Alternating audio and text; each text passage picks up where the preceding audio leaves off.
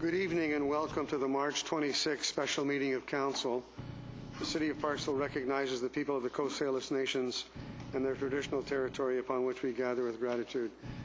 And I'm so glad we've got some people in the audience. Thank you very much for coming. Very much appreciated. I mean that sincerely. Okay, the first recommendation is the approval of the agenda. I need a mover and a seconder that the March 26, 2018 special council meeting agenda be approved. Moved by Councillor Salter, seconded by Councillor Burton. Are there any errors or omissions? All those in favor?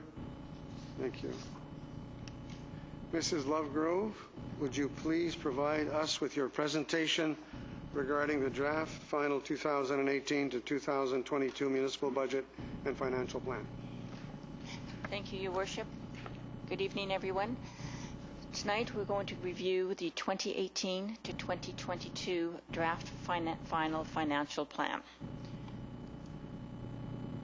Of the three funds that we have, the general fund, the water fund, and the sewer fund, we will be looking at the adjustments for each fund, the 2017 carry forwards for each fund, any budget changes in the fund for the 2018 to 2022 financial plan year, and the projected accumulated surpluses for each of the funds.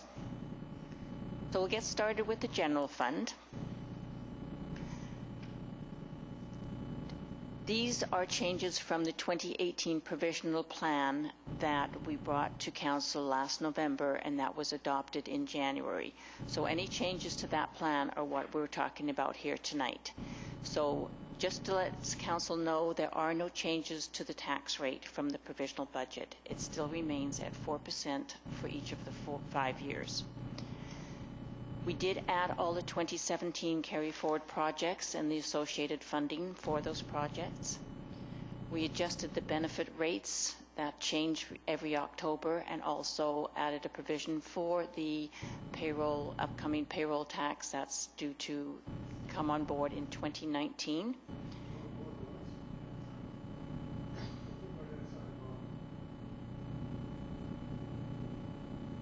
And we've also reviewed all the amortization figures and adjusted them if they needed adjusting.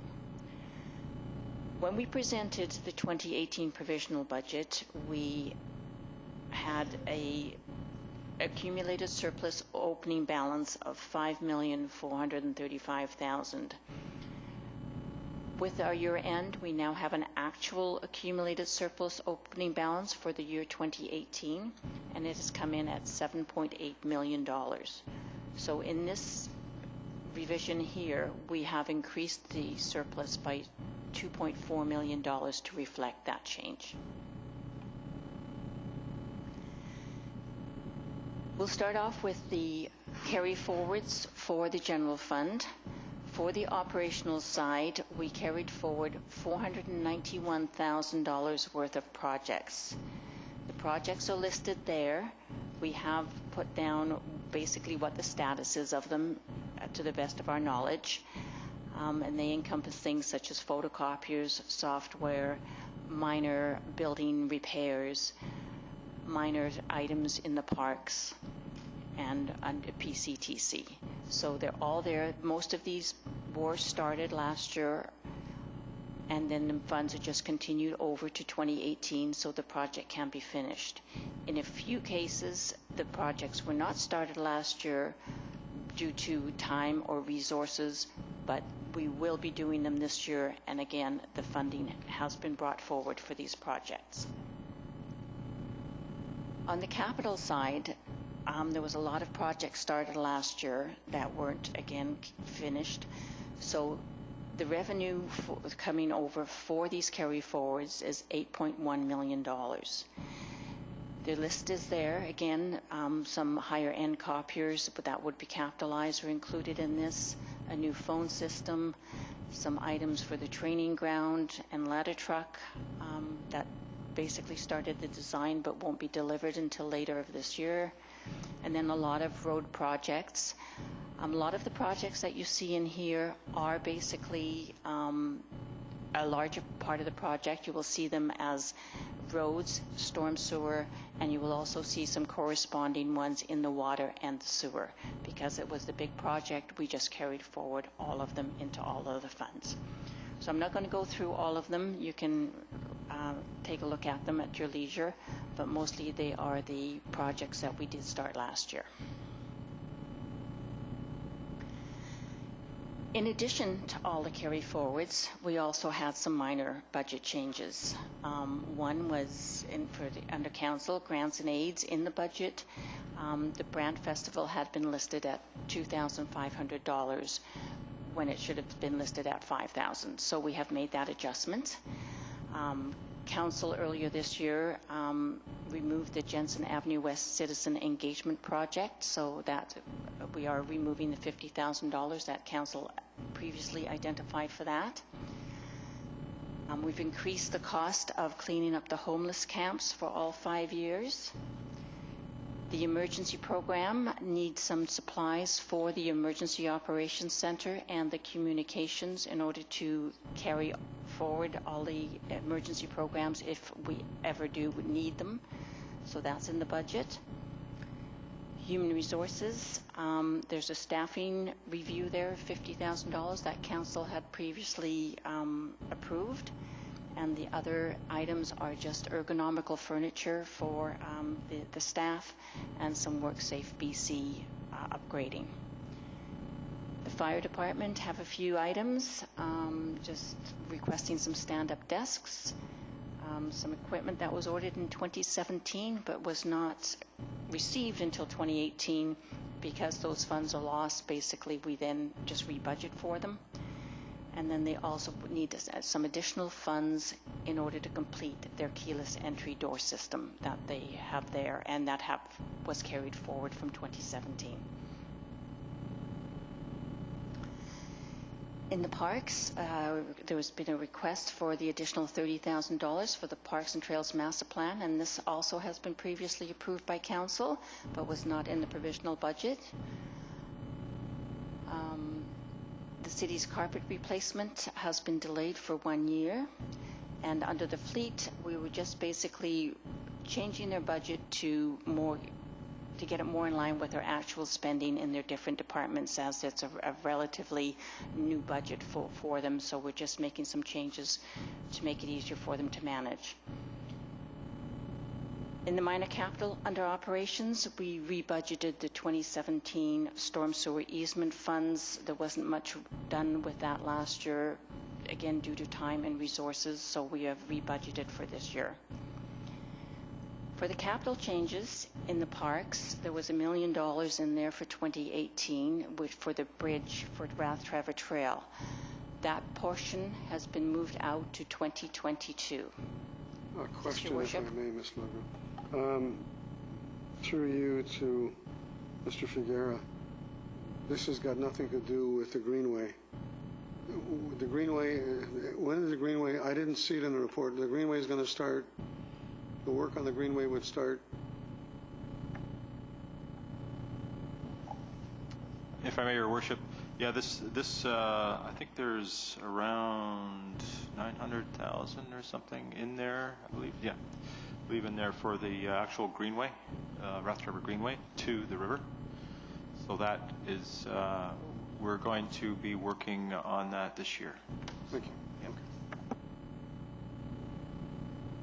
Okay.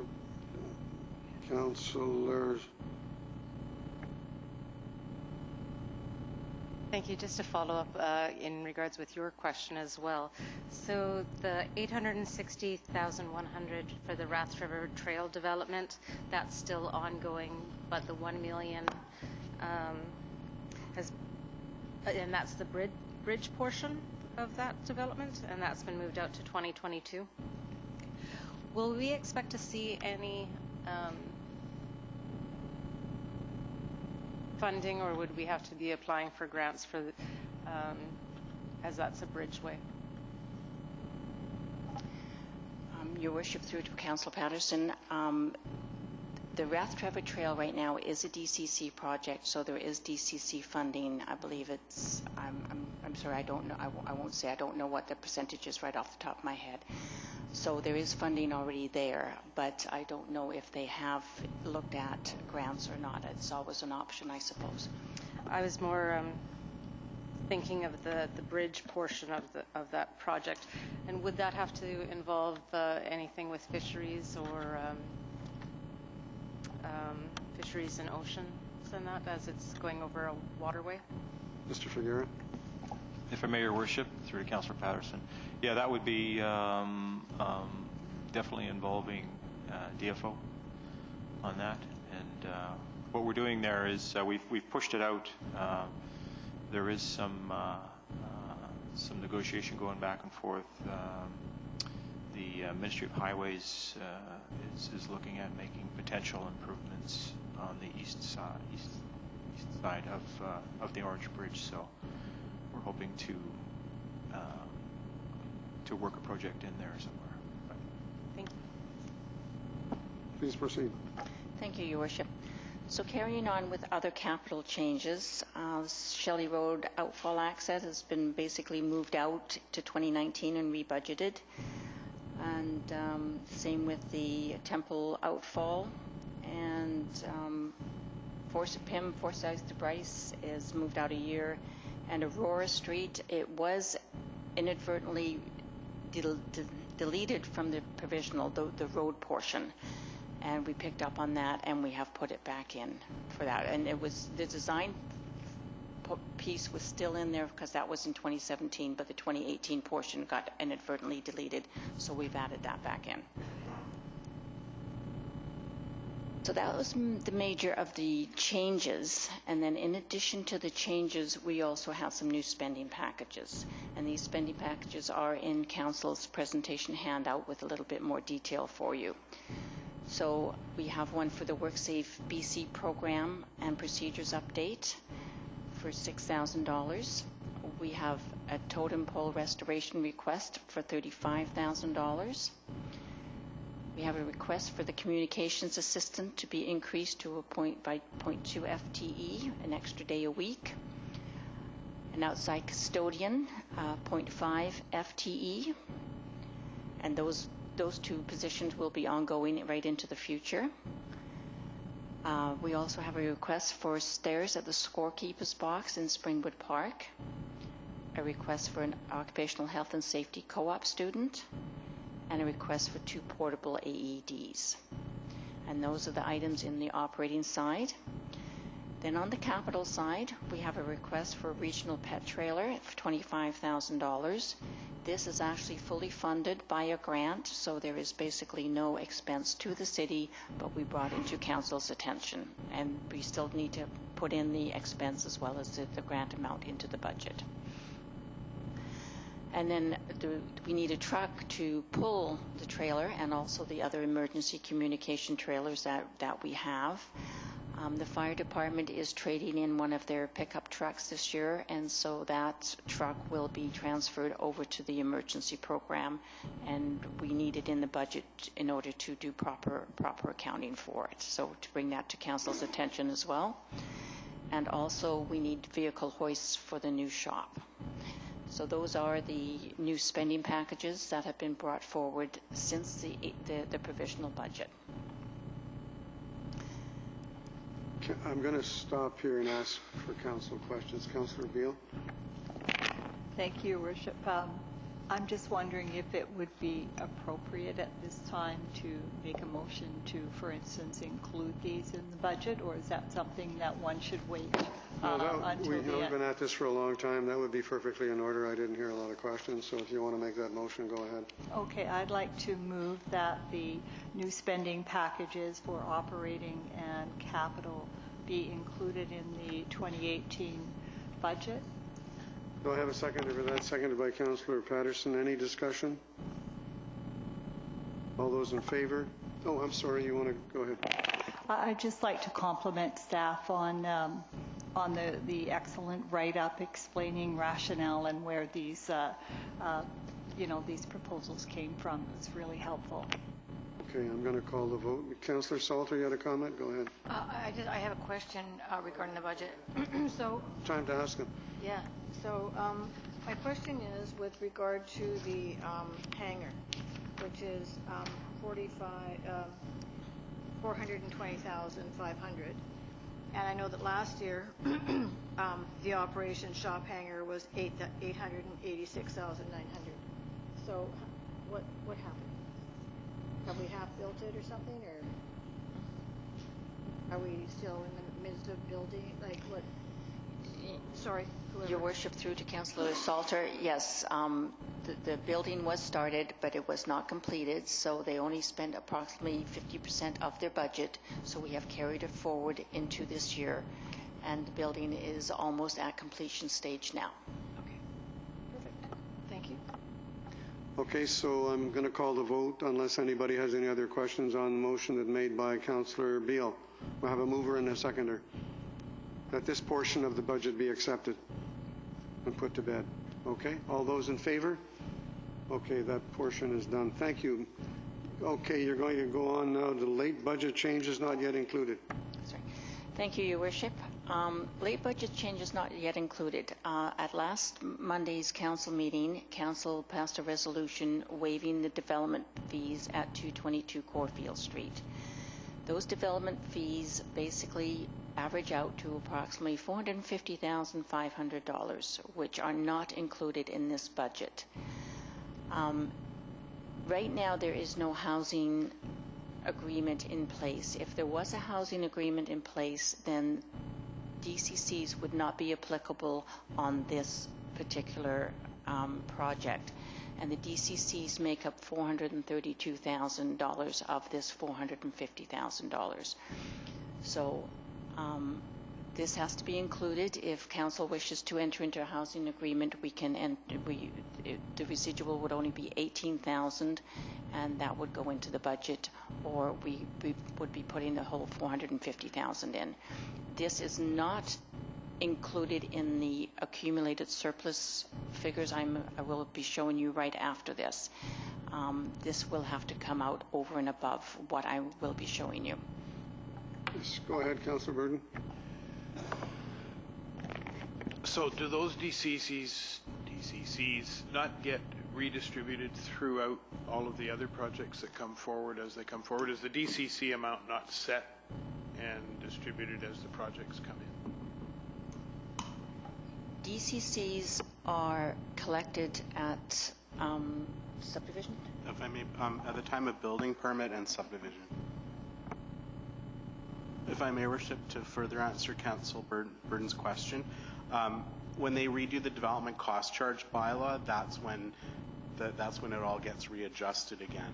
The rate that we charge developers is based on a per square meter base in the case of, for say, a multifamily apartment building, or a set rate in the case of a single lot.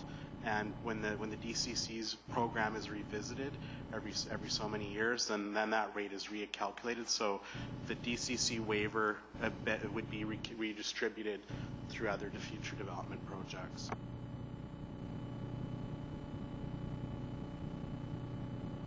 You have a question? I'm just wondering if that motion should be made at this time to waive these, or is this something? No. I think somebody's going to explain something to you. Mrs. Kaler? Thank you, if I may, through you to Councillor Beal. I believe at the last meeting, Council passed a resolution to waive them. We just now need to account for that cost in the budget so that it allows for that waiver to happen. Carry on. Thank you, Your Worship. Also not yet included in the budget is the update of BC assessment values. This does not have a big impact on the accumulated surplus. What it does is in our model, it basically updates all our assessed values for future inflation and growth figures. So those are the late budget changes. Councillor Burton has a question.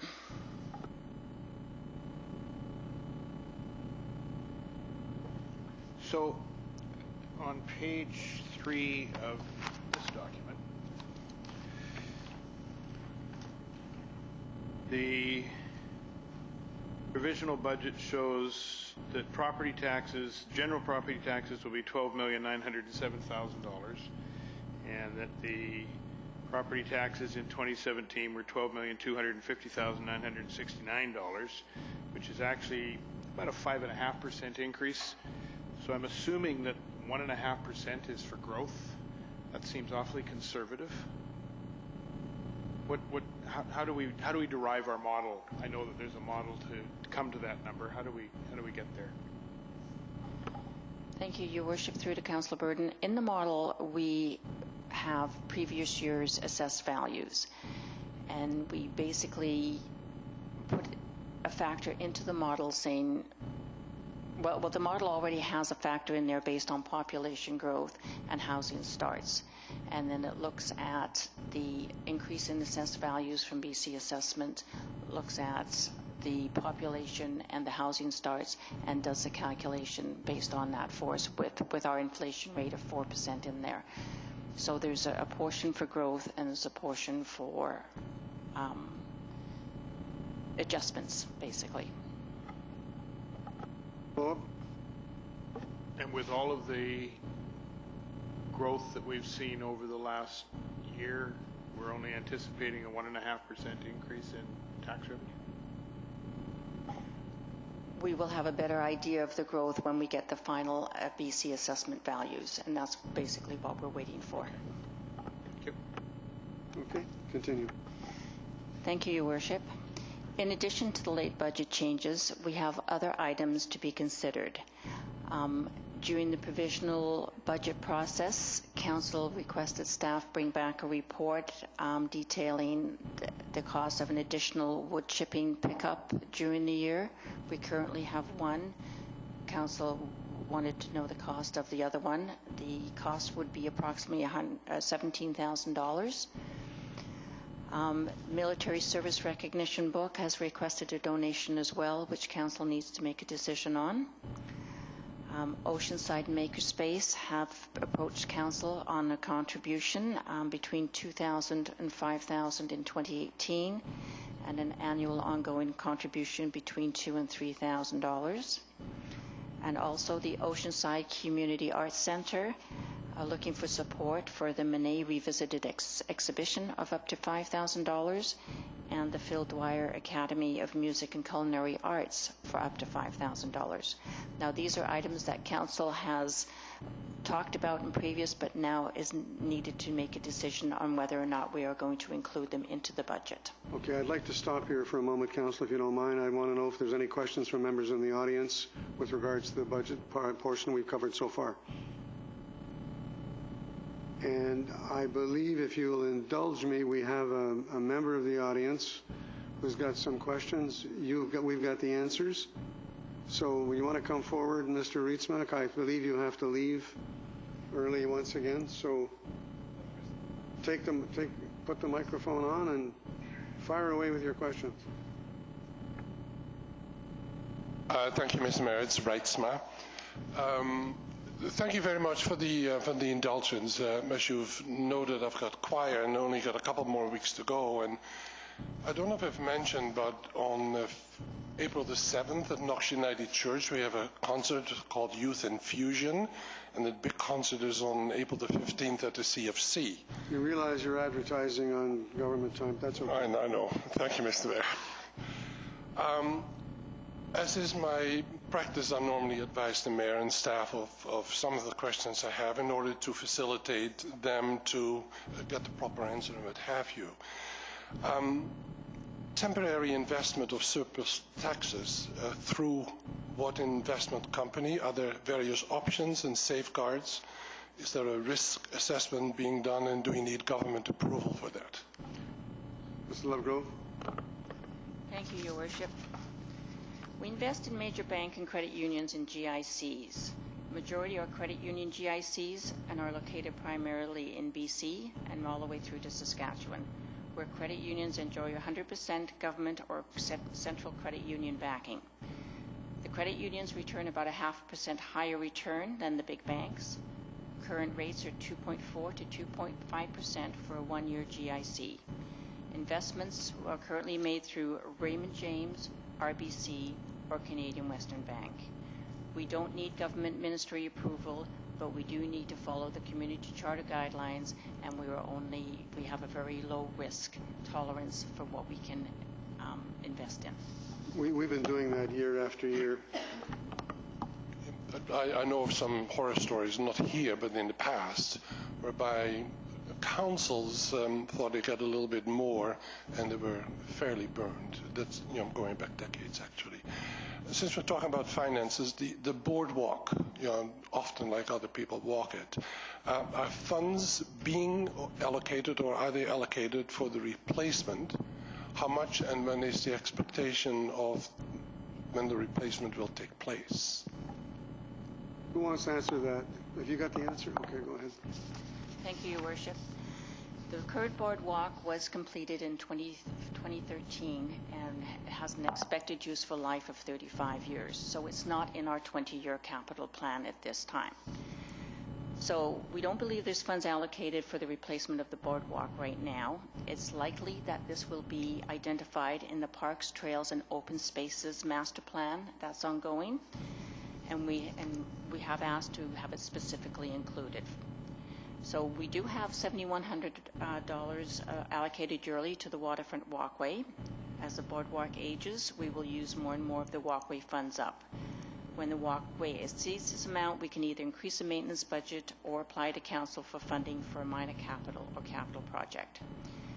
We have not had to replace much of anything on the boardwalk up until about 2-3 years ago. We are now regularly replacing boards as needed. The boardwalk goes through a yearly inspection program with similar standards to our sidewalk inspections. With regular inspection and replacement program, the boardwalk should last for a considerable amount of time. Thank you, Mr. Mayor. The reason I mention it is I've seen some deterioration, probably through moisture, etc., as well as people I know have had walking bare feet, have had slivers in their feet, and I don't know if there is some kind of responsibility that way. Talking about the park, a couple more questions. The water drainage in the park happily was addressed. How much was spent on it, and does council feel or staff feel that did the job? And there's still a bit of a water problem next to the ball field when you drive up to go outside. Is that going to be addressed as well? Okay, Mrs. Lovegrove. Thank you, Your Worship. The ball field drainage fix was completed in 2013 for a total amount of $421,600. The engineering department is managing our drainage plan for the community park. We're not sure of the start date yet. I don't think we've had the opportunity to schedule it yet. We did do some work around the food truck pads, and we did do some work on the ball fields. Both of these are working as well as can be expected.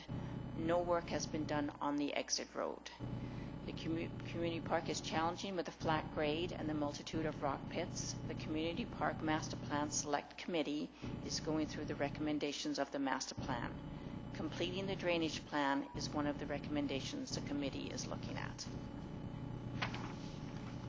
Thank you very much. And again, I mentioned it because when there's a flash flood, they'll have to put barriers up there. Do not, pass through there because it's the only objects liking it are the ducks, actually. But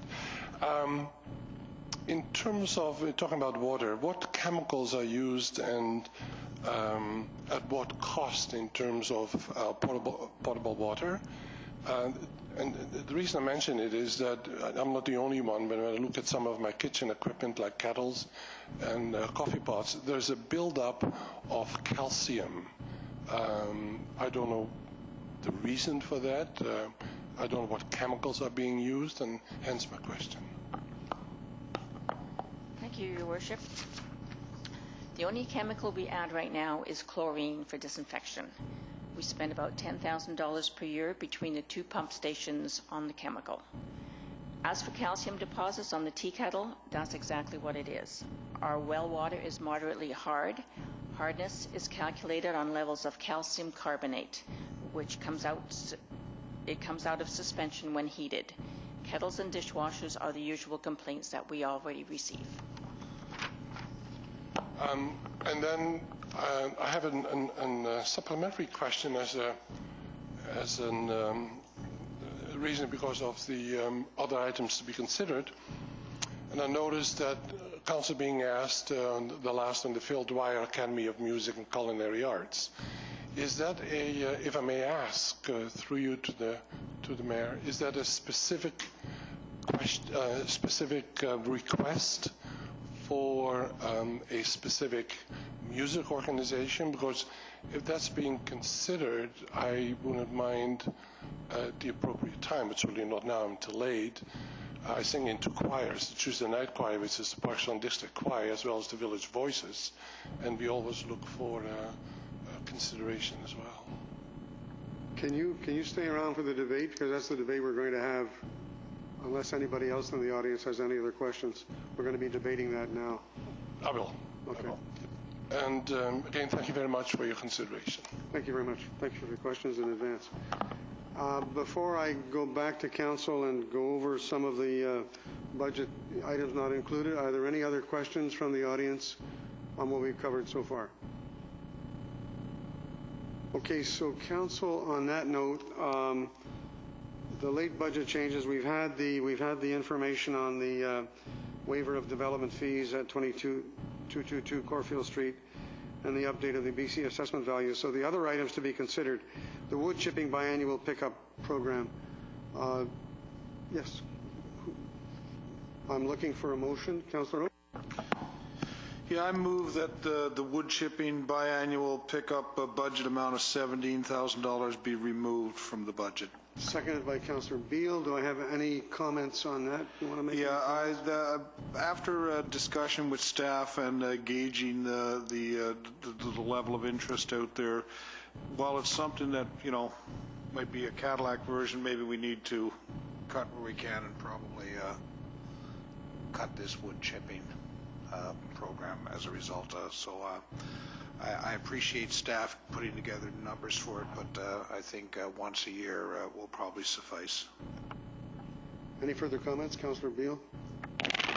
Thank you, Your Worship. And yes, I do support removing this request.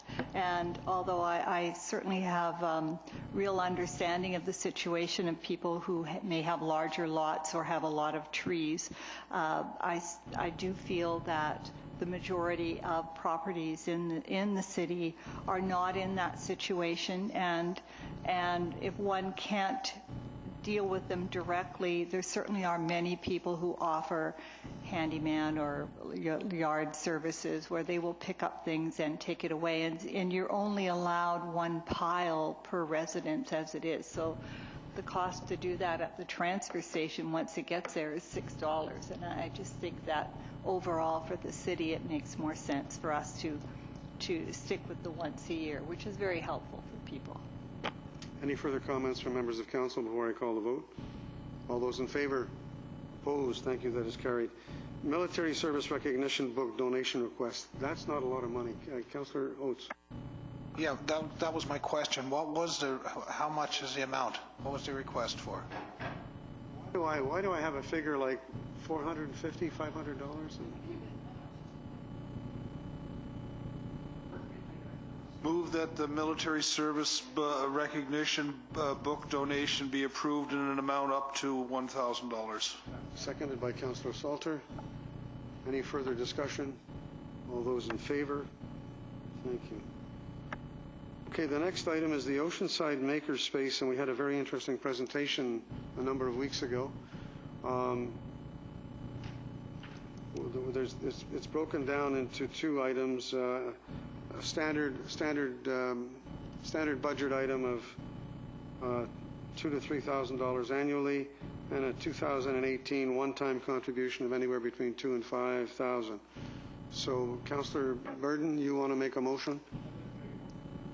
Microphone, please. Sorry, I'd like to make a motion that we give Oceanside Makerspace $2,500 for 2018 and re-examine their fundraising efforts going forward before we make any further commitments. Any further discussion on that? Councillor Oates. Yeah, I appreciate Councillor Burton bringing forward the motion. For me, it wasn't a question if, it was a question of how much. I really appreciated the presentation that was made here that night.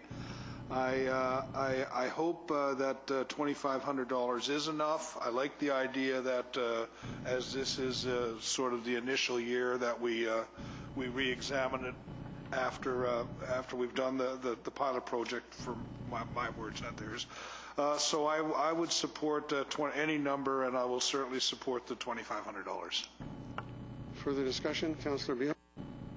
Thank you very much. I too really appreciated the presentation, and I did take them up on the invitation to visit the facility on a Wednesday evening. And for anyone here who hasn't had that opportunity, I do encourage you to do that. And I too was wanting to hold off on the annual contribution, allowing them a chance to come back after the 1 year is up and give us an update on how things are going.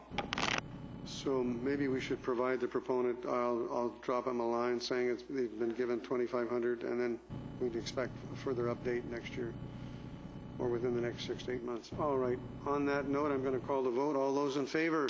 Thank you. Opposed? Councillor Patterson. Did I miss you? Yeah, no? Okay. Just make sure that you check all hands prior to making the motion, as we had a question. I'm sorry.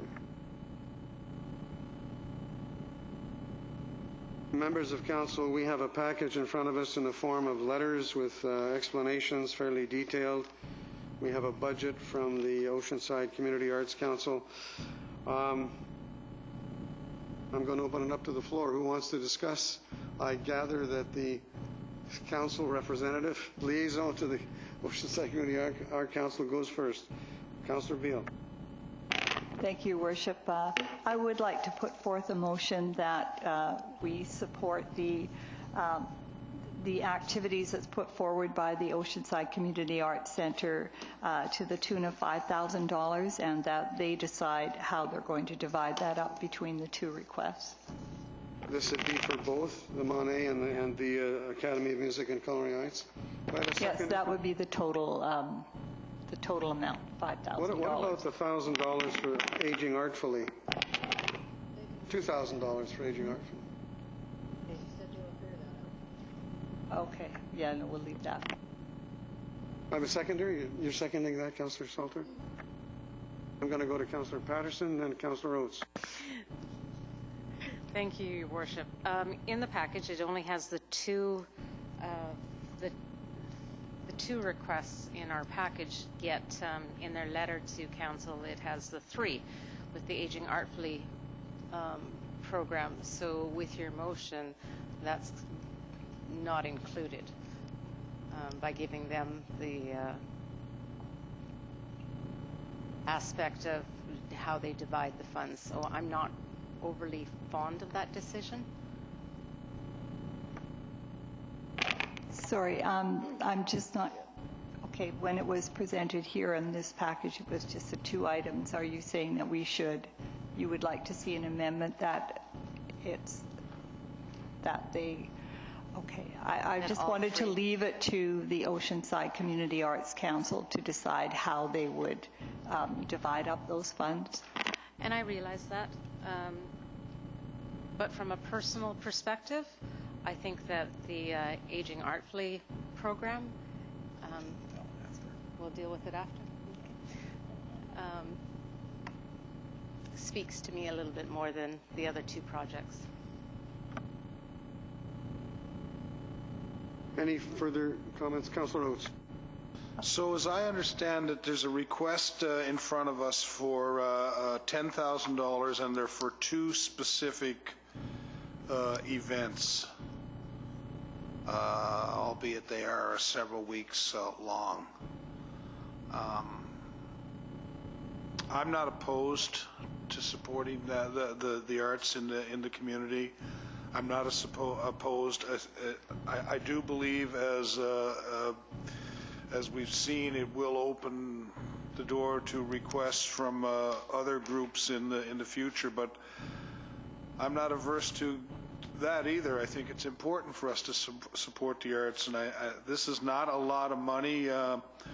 So the request, the motion, as I understand it, is for $5,000 for those two events. So, you know, it's not a lot of money. I think it's important to support the arts community, and I'll be voting in favor of it.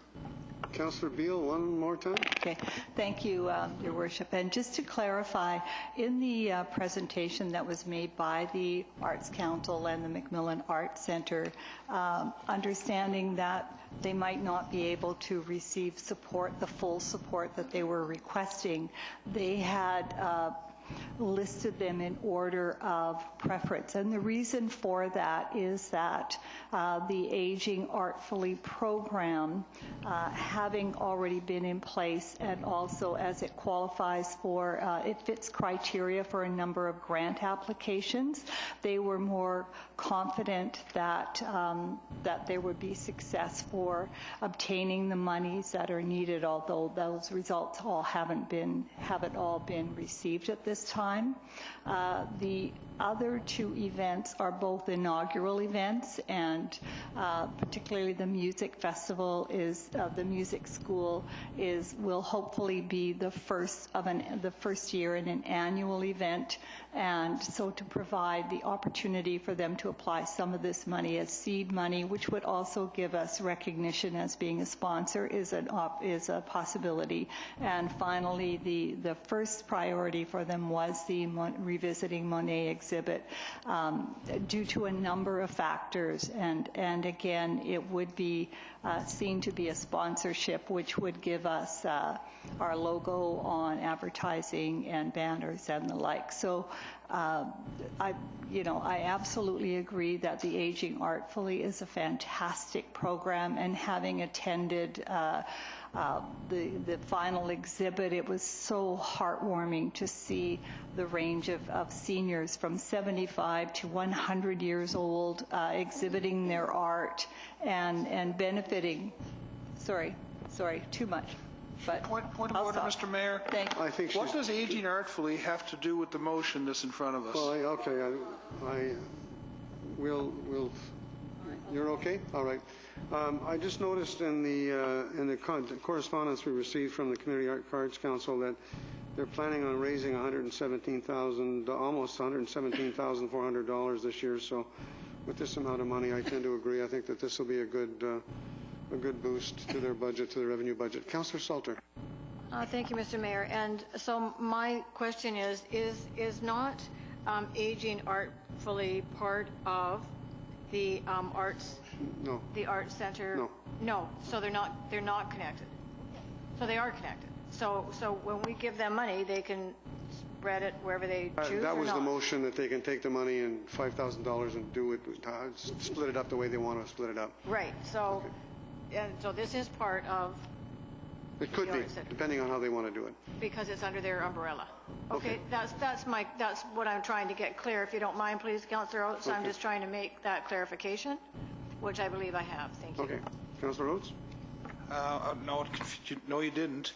So when Councillor Beal said she said to split it among the two options, right? So I guess you didn't clarify it because you said it was three options. So it was among the two options, not three. So for clarity, it's to split the money between the two options. We're not dealing with Aging Artfully right now at all. But I promise you, as soon as this is over, we will be, because I'll be making a motion to that effect. Okay, I'm going to call the vote unless anybody has any more questions. All those in favor? Opposed? Thank you. That is carried. Councillor Oates. Move that we approve the request for the Aging Artfully program in the amount of $2,000. Yeah, I have a second or any further discussion? Well, we discussed it in the last motion, so I don't know. I personally, I think it's important to do that. It's for a demographic that is near and dear to the heart of the city of Parksville. There, $2,000 is a pittance to put towards such a worthy program. I just wanted to point out, Councillor Oates, that on the revenue forecast They're asking, Artfully Aging, they're asking for 2,500. And you're giving them 2,500. No, but in the budget, I'm looking at the budget on the very last page. Artfully Aging is 2,500, so that's okay. All right. I'm going to call the vote. All those in favor? Thank you. That is carried. At this point in time, any further questions from members of the audience with regards to the budget discussions we've just had? Okay, Mrs. Lovegrove, would you please continue with the presentation? Thank you, Your Worship. The projected surplus figures I'm about to show you are as of March 19th. They do not include the motions that have just been approved and the late charges that we discussed a little earlier. So as of March 19th, we saw a projected accumulated surplus at the end of 2018 of $6.4 million and at the end of 2022 of $4.4 million. That will now decrease based on the motions that were just approved and also the late items that were not in the budget. Again, we'll notice that in 2025, our reserves do start to dip, but again, with surpluses that we seem to have each year and growth, by the time we get to 2020-25, we will probably be in a better position and certainly in a better position to judge how we're going to move forward to make sure that our reserves stay healthy. And that's it for the general fund. So moving on to the water utility fund. Very few adjustments there. We added the 2017 carry forward projects and also in the water utility fund. Councillor Burton, you have a question? Before we move off the general fund, I've got a couple of questions.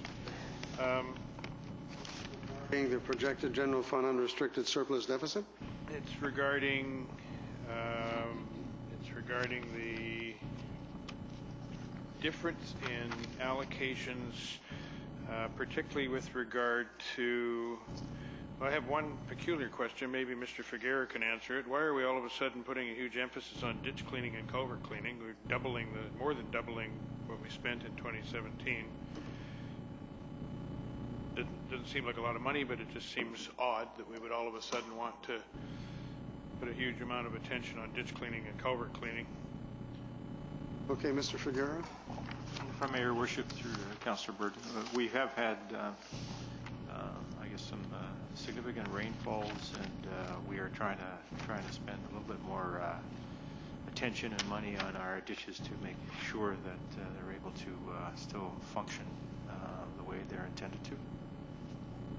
Councillor Burton. Will this include dealing with Industrial Road, which seems to have an awful lot of flooding right now? If I may, Your Worship, some of the we have some funding available. We're going to try to be restoring some of the ditches that have been infilled over the years, especially on Industrial Road. The original configuration of that road had ditches both sides, and what's happened over the years is when the properties develop, those inadvertently get filled in, unfortunately. So we're going to be working on trying to reestablish some of those. Okay. And it does have a major impact on the lifespan of the pavement itself if the water's got nowhere to go. So. One more? Go ahead. So under Community Development Planning Services, I note that we're budgeting a significant decrease in revenue and an increase in expenditure. And again, based on the amount of development that we're seeing, are we all of a sudden expecting that to stop? Or we're going from we're going from receiving a total of $123,000 in fees and for various zoning and development functions to $43,000, which is a drop of $80,000, and we're anticipating an increase in costs of $219,000. And I'm just curious as to what contributes to that thinking. Who wants to answer that question? I'll do my best, if I may, Your Worship. Right now, we're at a bit of a zoning, and I apologize, my hearing's a bit off today due to the sinus thing. Basically, right now, we're sort of at a rezoning high. And with changes, like with elections happening in October, for the first 6 months, that's going to probably drop off substantially when it comes to new applications, as people suss out the council of the day. So that's kind of part of it, as well as we've been kind of going on a 3-year, pretty heavily for 3 years now. So there's a natural tendency that would also. It's just really predicting our more normal pattern. And the increase in expense that goes along with that? If my recollection is, it's primarily a result that we have an additional full-time building inspector position. So we were operating with 1.6 building inspection positions, and now we have 2.6 building inspection positions. $200,000. I don't have my specific table in front of me to answer in more detail. I'd have. What we do is we do. We can talk later if you like. Sure. Like I say, things leap off the page at me, and I just want to ask the questions. I'll be looking forward to a huge increase on that revenue number, because I don't agree with you, and that's okay. And from now on, Councillor Burton, when I leave, and before I leave a subject, I'm going to turn to you and say, have you got any more questions? Okay. All right. Carry on, Mrs. Lovegrove. Thank you, Your Worship. So as I was saying, in the water fund, we added the 2017 carry forward projects. We looked at the accumulated surplus opening balances, and we adjusted it for the actual, which again, we resulted in an increase of $2.2 million in the accumulated surplus opening balance, which just makes the surpluses a little bit healthier. So just for information purposes, the water rate did remain the same at the water rate increase at 2% for each year for the full 5 years of the plan. The operating carry forwards is $35,000, and the capital carry forwards are $1.287 million.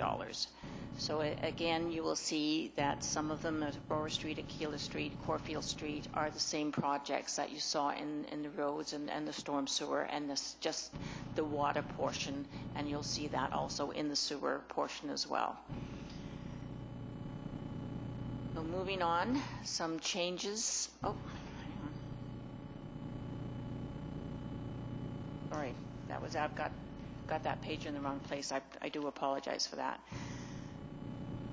So the projected water fund and restricted surplus as of March 19th is $2.6 million. And at the end of 2022, we're looking at $5.2 million. Now again, what we're seeing is the water treatment plant and river intake will be coming on stream in 2019. We do not know at this time what the operational values of that will be. So we're just leaving status quo until we get a good idea. And again, these values may change as we go forward, and we will have a better idea probably in the year 2020, and then we can have a revamp of the whole thing. Any questions, Councillor Burton? I couldn't help it. Any questions from any members of council on this particular item? You see the water fund is growing and growing and growing. We're going to need it, because when the water treatment plant gets operating, it'll be a different story. Councillor Powell, Councillor Patterson. Thank you, Your Worship. Just a clarification on one of the wells, and that I think it's Springwood number 9 to Springwood well number 9. It has carry forward and it's in progress. Can I just ask what the project is in regards to the well, as I don't recall? If I may, Your Worship, that is, sorry, through to Councillor Patterson. That is the reconditioning of Springwood well number 9. So that's the funds required to recondition that well. And how often do we end up having to recondition them? I think it's because this one, it hasn't been reconditioned for such a long time, and actually the amount of water available is rebounded a little bit this year. So in terms of, it's very well specific. I'm not sure actually the last time that we reconditioned that well, but I would say potentially every 10 years or so might be seeing some money spent on reconditioning. So if I could just... That's an estimate. Why it peaked, or my thought process, was Mr. Rietsma, who mentioned the calcium. So would that be part of the reconditioning aspect of a well?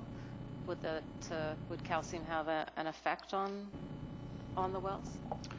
If I may, Your Worship, the main issue in situations like that is as a well gets used over the years, there's a migration of fines that end up causing the production of that well to drop.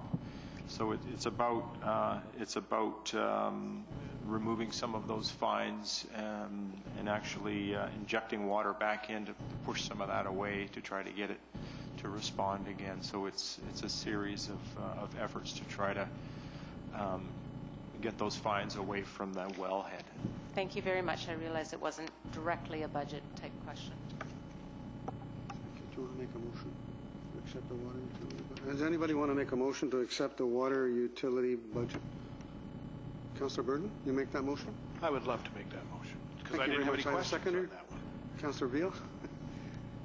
Any further discussion? All those in favor? Thank you, that is carried. Okay, moving on to the sewer utility fund. Mrs. Lovegrove, if you would, please. Thank you, Your Worship.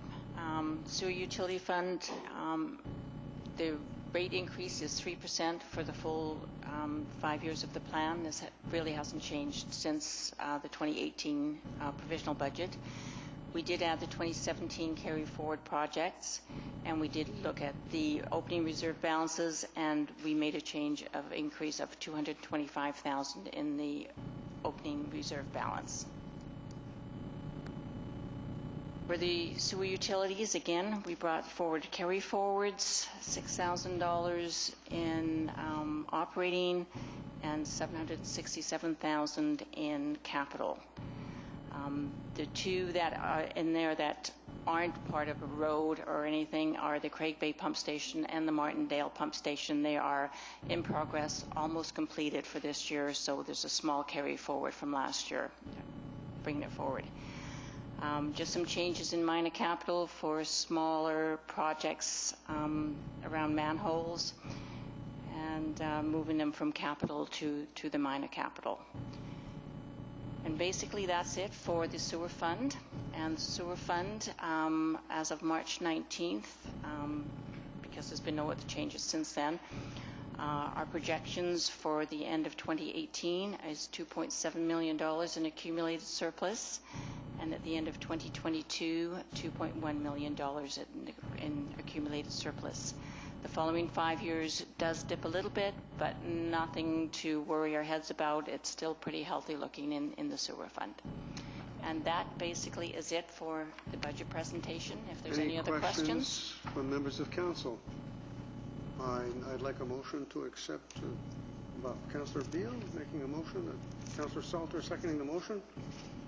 What, for clarity before I vote, what's the motion? We're not going to tell you. Not going to tell me? It's a sewer to accept the sewer fund budget for. I wanted to ask this one before the other one. So does that mean now that we won't be dealing with the water fund part of the budget ever again? Because that's exactly what it means. And that will be the same thing with the sewer one? After this so meeting, then that only leaves the general revenue one. Yeah, and after this meeting, after this particular budget or this vote, I'm going to talk about whether we can't put the budget to bed tonight. All right. All those in favor? Opposed? Thank you. That is carried. Councillor Burton. I just have one more thing. On page 10 of this lovely document, the presentation handout, there's a reference to a park that we recently acquired.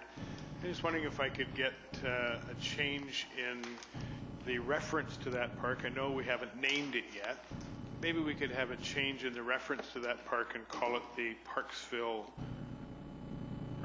Water Wetlands. Wetlands.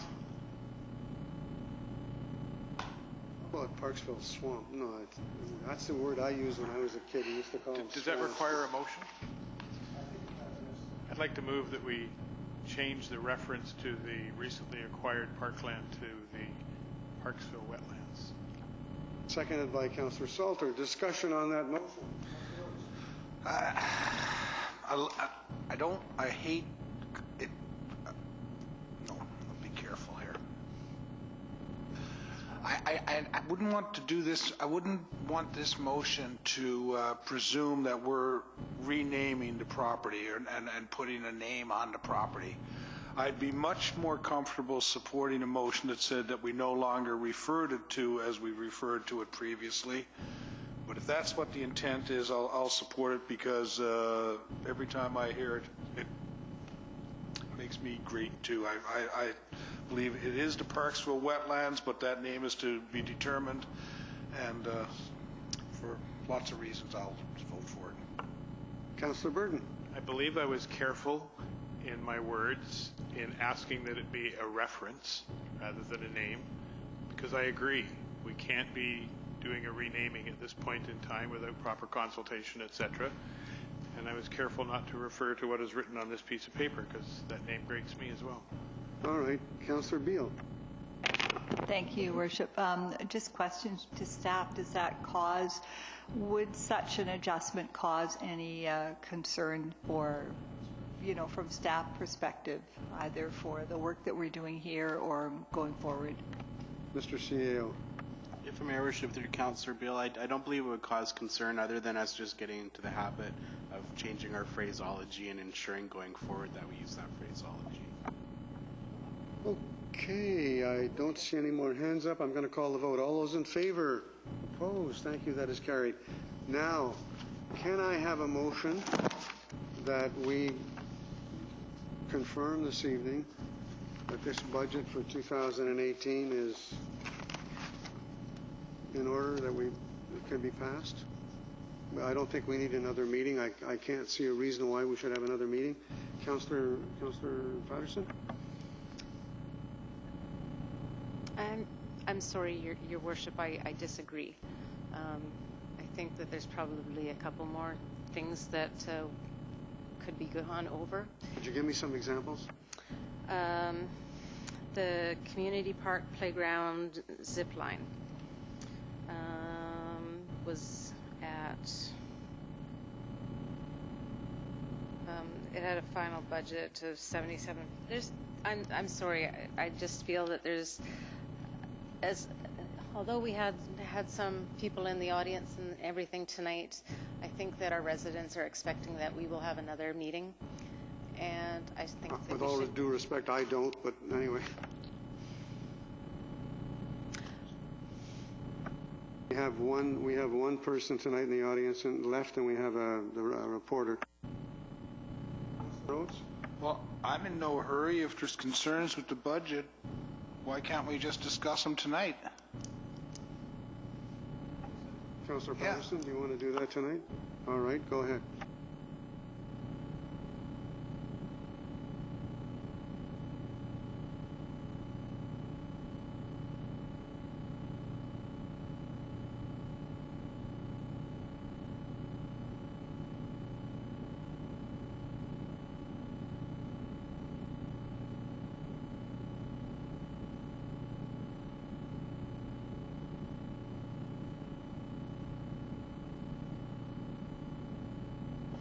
So I can just continue to ask random questions?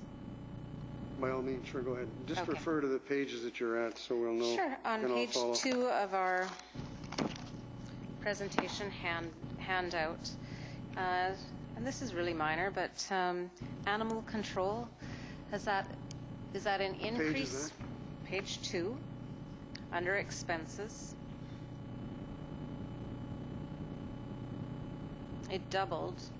So are we doing more animal control? Is that part of the bylaw enforcement rule?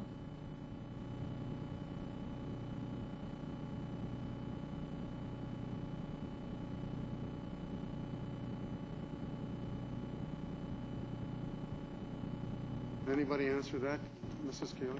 Thank you, Mr. Mayor. I understand, and the manager of finance can correct me if I'm wrong, but I understand that that's a percentage of our bylaw enforcement officers' FTEs is allotted to that, and then it's recouped in part through dog licensing. So I don't know, Pam, if that's just because we have an additional officer that would change, or? Excuse me, Your Worship, through Mrs. to Lovegrove? Councillor Patterson. Yes, due to the increase, obviously we have a built-in inflationary factor for salaries, and part of another officer has been included in that. The actual amount hasn't increased as far as budget goes. It's just showing basically an increase over what the actual was in the previous year. But it's always been around the 17,000 mark as far as I'm aware. Councillor Beal. Thank you. I think I followed that, and I just want to say to Councillor Patterson, good question. That was my first question when I'd actually gone through the whole list, although most of the other questions have been answered. But then picking up on that, then I am curious if bylaw enforcement, the final budget is $303,800. Is that then also a portion then of the staff costs? But it's not the full staff cost? Okay, thank you. Councillor Patterson, back to you. Okay. In the emergency program revenue, Same page? same page, page 2. Again, it's not quite doubled. On emergency program revenue, emergency program, we go from 46,129 to 76,600. Mrs. Lovegrove? Thank you, Your Worship, through to Councillor Patterson. The emergency program, a lot of the emergency program is jointly funded between Qualicum and the RDN, and it depends on what they have included in the expenses as to whether or not those other two partners are going to be a part of it. I think last year they contribute on some things and not on other things, and this year it has increased their participation on the expenses that we are putting through. Sorry, Mr. Mayor, through you, if I can just add one additional point. We have a 5-year agreement with the parties, and there are costs assigned to each year.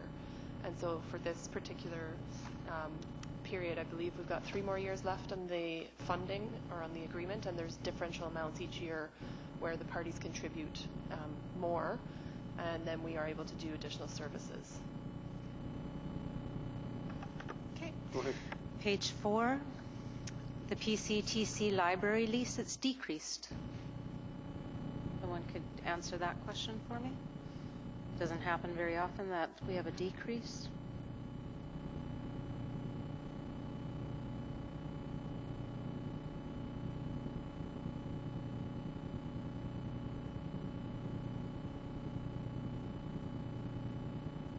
It's the first line on Yes, page thank 4. you, Your Worship, through to Councillor Patterson. We look at that based on, we charge out the expenses to the library. And I think we always usually average it around the 155,000, whereas last year they may have had extra charges for security or whatever that was billed back to them. So we do try to average it, and we do look at it and review it, and if it goes up, we still charge them for what it is, but we want to be conservative at the time that we're doing it. Okay. Page 7, our RCMP contract. Can someone tell me how many additional police officers we are expecting? Thank you, Your Worship. Through to Councillor Patterson. In the 2018 provisional budget, we budgeted for 1 extra officer. The amount included in the final budget is for 3/4 of the year, as the officers, as their fiscal year is April to March, and we budgeted for the 1st of April. Thank you. Councillor Burton. Yeah, on that topic, $477,000 is 1 officer, or 3/4 of an officer.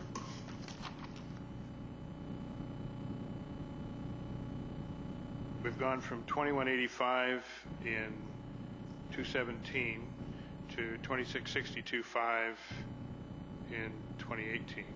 That's $285.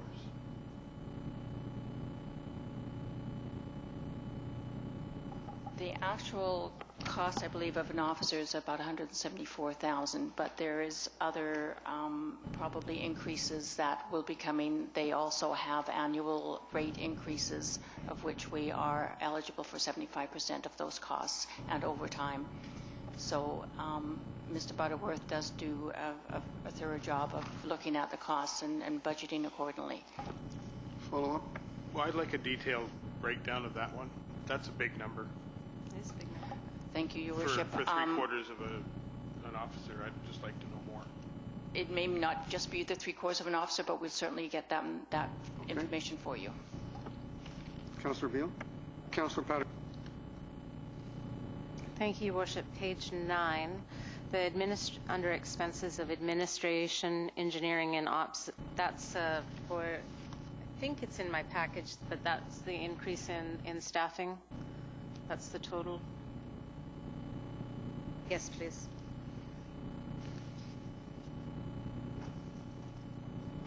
Sorry, could you repeat the question, please? So the figure for 2018 provisional budget under expense for administration, engineering, and ops basically increases $200,000. That's for the 2 or 3 new staff, I think it was projected at.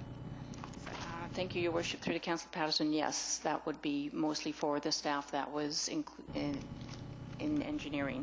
They still have one vacant position of an engineering technologist, and they've just hired a new manager of infrastructure. Fabulous. Thank you. Touched on that one.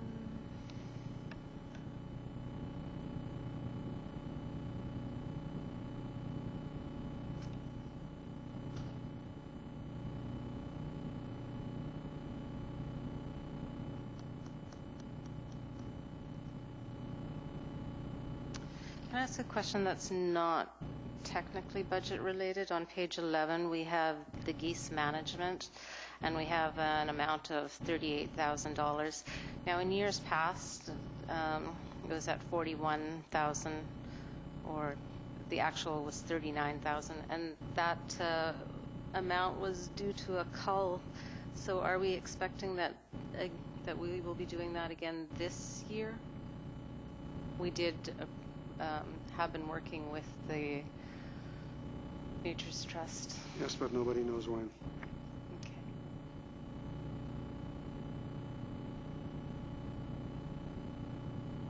Mrs. Tardif? If I may, Your Worship, yes, we have been working with the Guardians of Mid-Island Estuaries. That includes not only a harvest for this year, but also egg addling and some additional reports that they do. Public knowledge, it's in the budget. Councillor Patterson. Thank you.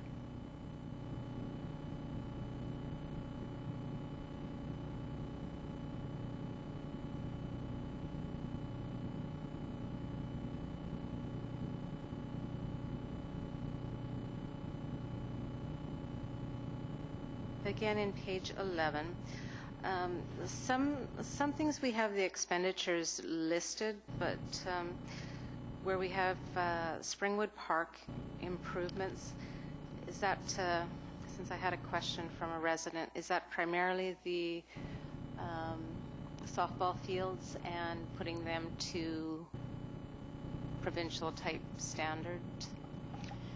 Your Worship, through to Councillor Patterson, actually that $150,000 in Springwood improvements is actually for the paving of the parking lot.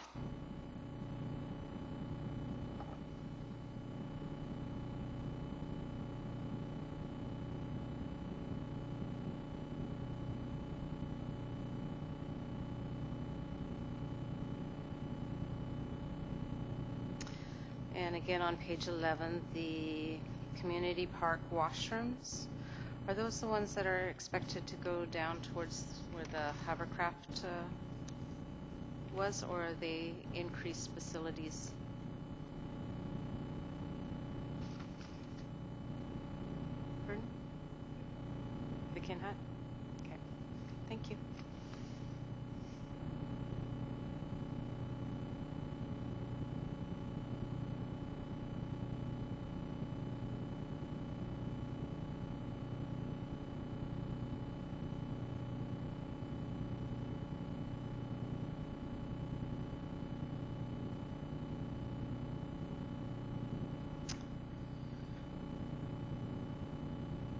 page 13, under expenses, the PW building vandalism and theft, it's decreased $10,000. The year before, the budget, the 2017 was $13,000. Your Worship, through to Councillor Patterson. Again, vandalism is something that we try to be conservative on. Some years it's very good, and some years it's not so good. If you notice, 2 years ago it was only $1,700 worth of damage with vandalism. 2016 was an unlucky year, obviously, so we just do an average of $3,000. If it's going to be consistently higher in future years, we will increase it. Okay. Councillor Powell isn't here this evening, but she had a question we were discussing in regards to Christmas lights, in regards with the Downtown Business Association. Was there any increase in that? There is an increase of $1,000 that's come out of council contingency as per council's resolution made in the 2018 provisional budget. Thank you.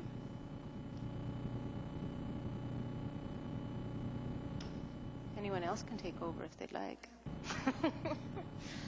Councillor Salter. Thank you, Mr. Mayor. So my question is, we were talking about it earlier regarding the $100,000 that we gave to our engineer. And so when a portion of that is used, and there's a remainder left over, where do I find it in the budget? Basically on page 17, the last item will say work adjacent to development capital. It had $100,000 in last year, and it has $100,000 in this year. You will only ever see $100,000 in there unless we actually reduce it. If the Director of Engineering and Operations does not require it, the money is just basically rebudgeted and rolled forward into the next year. We only budget $100,000 a year at a time. We do not carry it forward into the full years of the program. So we'll only ever show it in the current year. Of course, there's a follow-up. And it's just because I missed that last piece. So if it's $100,000 and we spend, say he spends 60, there's 40 left, because I'm not seeing this page 17.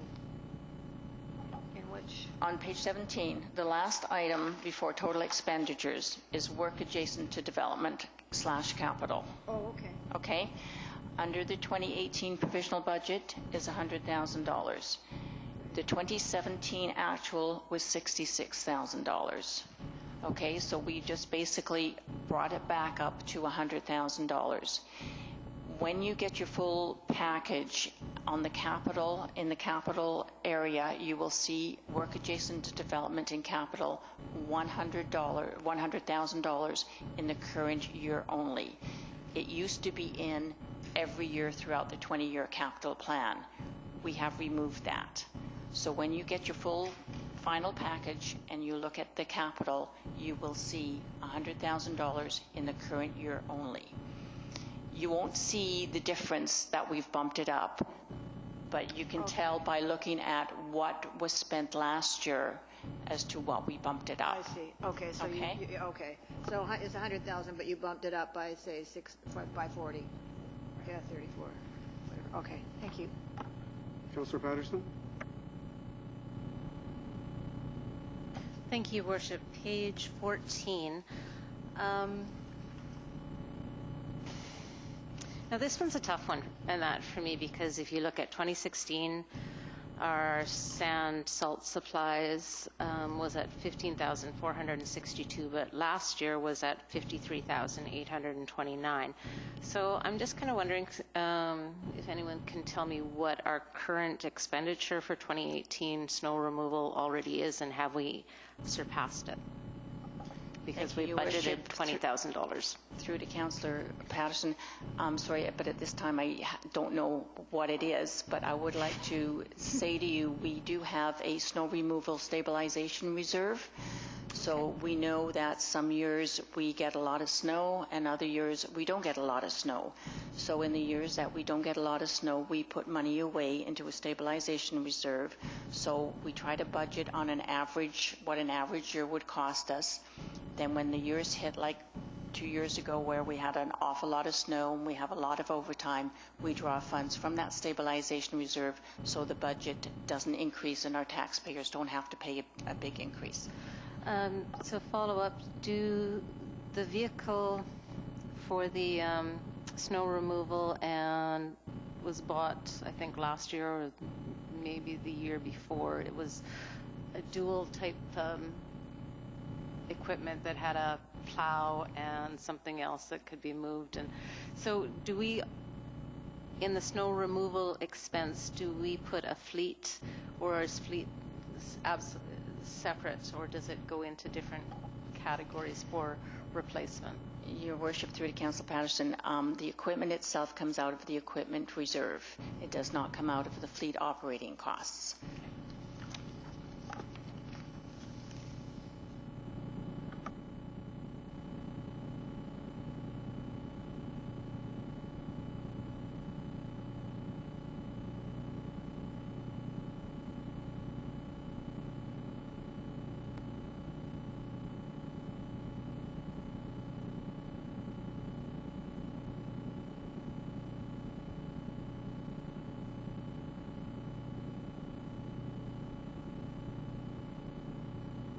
So once again, I'm going to ask if anybody on council wants to make a motion that we approve the budget of 2018 this evening rather than holding one more meeting in April.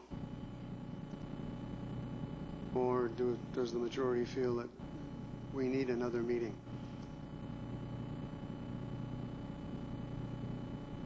You want to make, you're making a motion, Councillor Burden?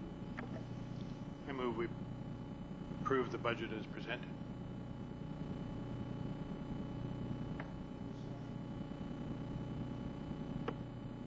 Councillor. So out of this additional questioning that we had there, one thing arose that that I wouldn't mind getting an answer to, and that was Councillor Burden's question about the and I'm wondering, would that affect the decision we would make tonight? And or more practically, I guess, could we make the decision tonight, and if we find out something later, can we revise the budget at that time? I believe we can, but Councillor Burke, we can amend the budget any time, but that's my take on it. Councillor Burden. I guess my question around the RCMP was more one of looking at how we can look at priorities going forward, more than one of restricting the funding that we're providing them. I think it's in the budget. We've talked about the numbers. We've talked about the percentage increase. I'm happy with the percentage increase, more or less, sort of. I'm happy enough. But I'm not happy with, actually I'm not happy with the response that we get on a number of issues from the RCMP, and I'd like to find out where that extra money is going so that maybe I can be happier with the responses that we're getting if that's where the money's going, to improved response. So that's the question, that's what I'd like, and then maybe we can have a further discussion about how we provide the RCMP with our priorities going forward, based on the fact that we're paying the bill, or the citizens of Parksville are paying the bill. Councillor Beale. Thank you, Mr. Mayor. And so to get that clarification, we can in fact amend the budget at a future time. And if that is the case, would it need to be a special budget meeting that would be called, or is this something that could come up when and if something arises? First of all, I just want to draw everybody's attention, I don't disagree with anything that Councillor Burden has said, but it's 400 and some odd thousand in the overall budget. It's not a big percentage. Anyway, go ahead. Thank you, Your Worship, through to Councillor Beale. We can amend, when we amend the budget, we do have a special council meeting in order to do that. Currently, we do an amended budget usually towards the end of the year, which we had one, I believe, in late November and December, where we basically group all the changes that we make within a year and present it once to council, so it lessens the impact on council to have to come back to the table to keep amending the budget. As you make resolutions, they get incorporated into the budget, and that's what we follow, and then we do a final formal amendment towards the end of the year.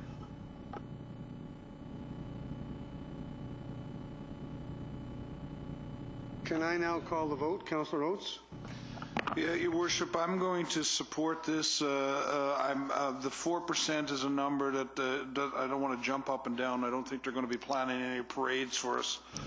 But I think it's a result of, trying to make, in the past, not budgeting enough money to do what we needed to do, and not making the tax increases that needed to be made.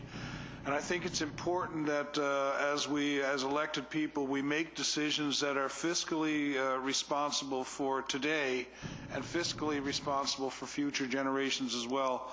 So while we could easily come in with and take away from our surplus and come in with a budget number or percentage increase that's lower, we would be just mortgaging the future of our children and our grandchildren. I think we have a responsibility to identify the true cost of doing business, and I commend staff for helping me understand the true cost of doing business here.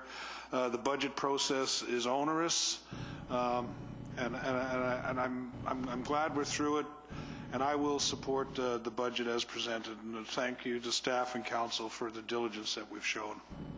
Thank you. And if I could add to what Councillor Oates has just said, there are a lot of landmines out there. We belong to the regional district of Nanaimo. There are going to be major expenditures made by the Nanaimo Regional Hospital Board. Oceanside is going to be responsible for 40% of those expenses. There's going to be a new patient tower, there's going to be a new cancer center, and so forth and so on. And Councillor Oates and I are going back to the RDN board tomorrow night, and part of that presentation is going to be to ask the Nanaimo Regional Hospital Board to give us a long-term capital plan. And that capital plan will certainly have some impact on our surpluses that we have as the time goes by. So on that note, and that's just one item, on that note I'm going to call the vote. All those in favor? Opposed? Thank you. That motion is carried. Thanks very much.